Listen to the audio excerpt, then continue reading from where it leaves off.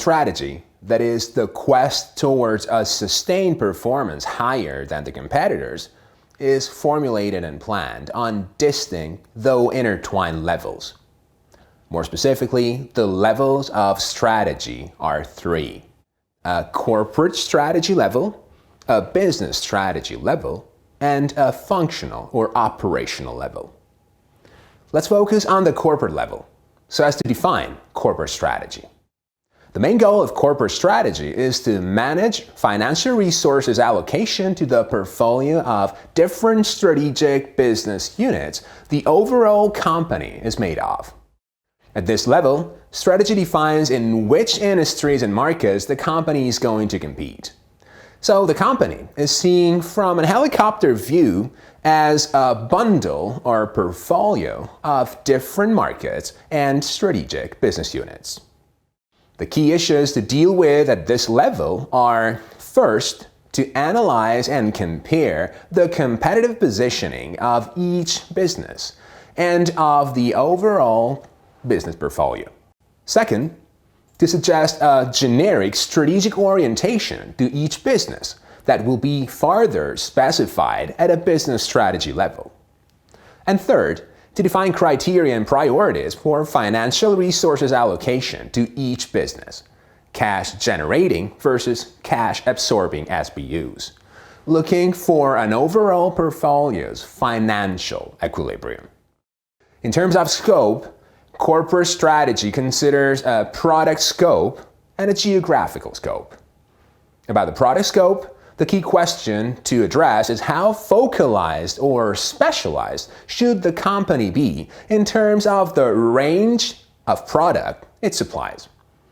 For instance, a company like Coca-Cola is specialized in the beverages industry, while General Electric is diversified and it operates in multiple industries.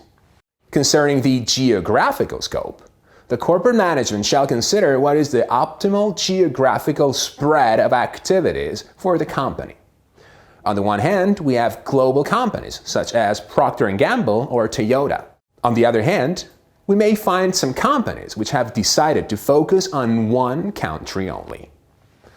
Also, the definition of the level of vertical integration may be achieved by adding or removing streamlined SBUs to or from the overall portfolio is another scope decision taken at the corporate level. Here we find both highly integrated companies such as Samsung and companies that outsource several activities of their value chain, like Apple. So, as a whole, corporate strategy focuses on some fundamental topics that lead back to product range, geographical coverage, and level of vertical integration. All of these corporate strategies that aim at changing the scope of a company's portfolio go under the name of diversification strategies.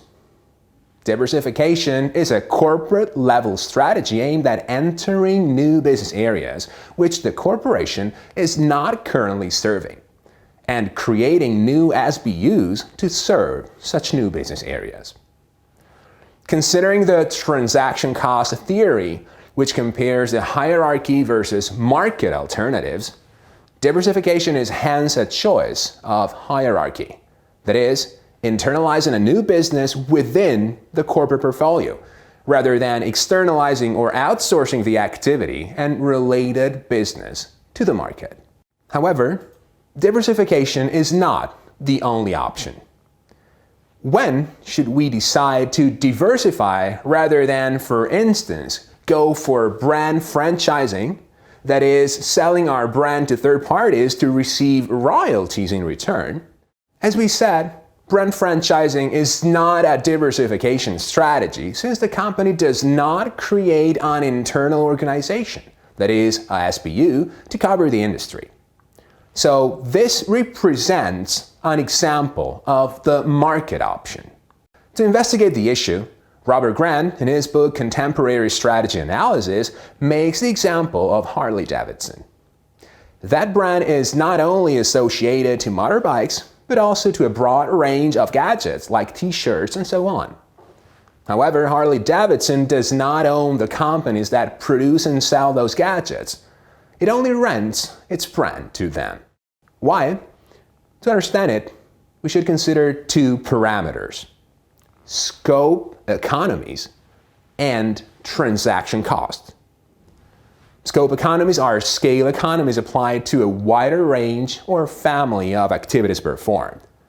The higher the aggregated volume per year of the products range the company produces by adding up different products, the lower the average cost per unit. Transaction costs are the cost to bear to set up an agreement with the market. By combining the effects of scope economies and transaction costs, we learn a fundamental rule about diversification. Diversification is more favorable than other alternatives, like brand franchising, when the following criteria are met. Scope economies are present, so aggregating the production of more activities within the company's boundaries lowers average cost per unit, and transaction costs are high. So internally performing a new activity is more convenient than outsourcing it to an external party. This rule should guide corporate management decisions concerning diversification strategies.